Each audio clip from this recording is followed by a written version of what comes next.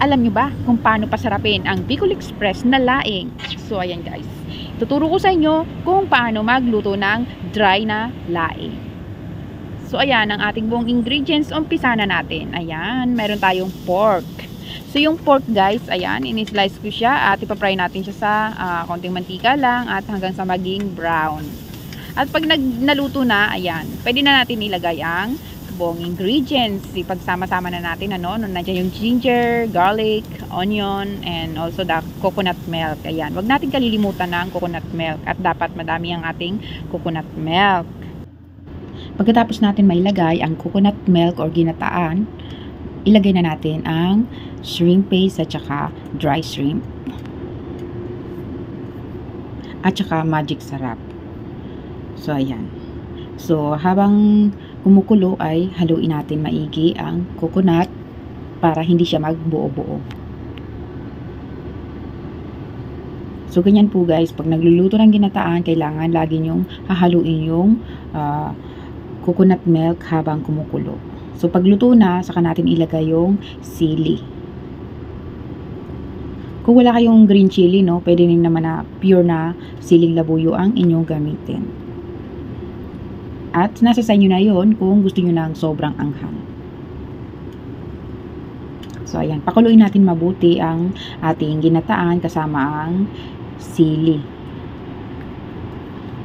So, yung sili yan guys, hindi siya masyadong manghang. Kasi nga, bukod sa hindi siya masyadong manghang, inugasan ko pa. Tapos, ilagay na natin ng dry na laing. Yan po ay gabi. So, habang nilalagay natin ang laing, hahalu-haluin natin yan para sabay-sabay silang maluto. Kasi dry natin siyang lulutuin. So, wala pong sabaw ang ating ginataang laing. So, halu-haluin lang natin hanggang sa ito ay mag-mix sa gata. Huwag niyong kalilimutan guys, i-share ang aking video at sa mga gustong matutong magluto ng dry na laing or gabi.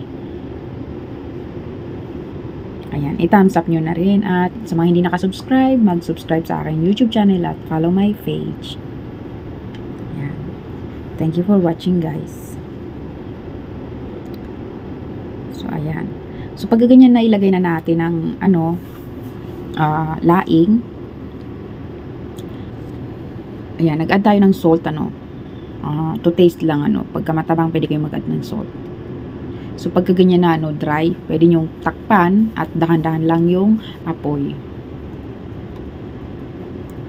Para hindi masunog yung kanyang ilalim. Kasi pagka ganyan dry, usually nasusunog agad sa ilalim. Kaya, dapat lagi nyo rin i-check at okay lang na lagi nyong halu-haluin para hindi masunog yung ilalim. So, ganun guys. Ayan, napaka-simpleng luto lang sa ating laing. Pero napakasarap. So, pwede nyo nang gayahin. Pag nagluto kayo ng ganitong klase na laing, guys, aabutin kayo ng 1 oras, kasi talagang masarap ang kanyang pagkaluto at talagang pakukuluin nyo mabuti yung coconut milk. So, pwede rin gamitin nyo yung kasaba na dahon, dry na kasaba leaves. Ayun.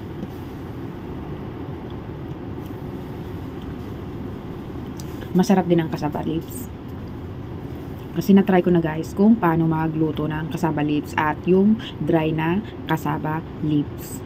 So, may recipe ako noon at may video ako noon. So, pwede nyong hanapin sa aking mga video. So, ayan guys. So, malapit na yan matapos, So, inedit ko to para mabilis matapos yung video. So, yan guys, yan na nga, tinakpan ko siya dahil para mabilis din maluto yung kanyang laing. See, kung nakikita nyo talagang lagi ako naghahalo kasi nga dry siya at pwedeng masunog ang ilalim. So, yan guys, napakasarap niyan, sobra. So guys, thank you for watching. See you for my next video at sa aking mga recipe. O, diba? Yung kulay pa lang.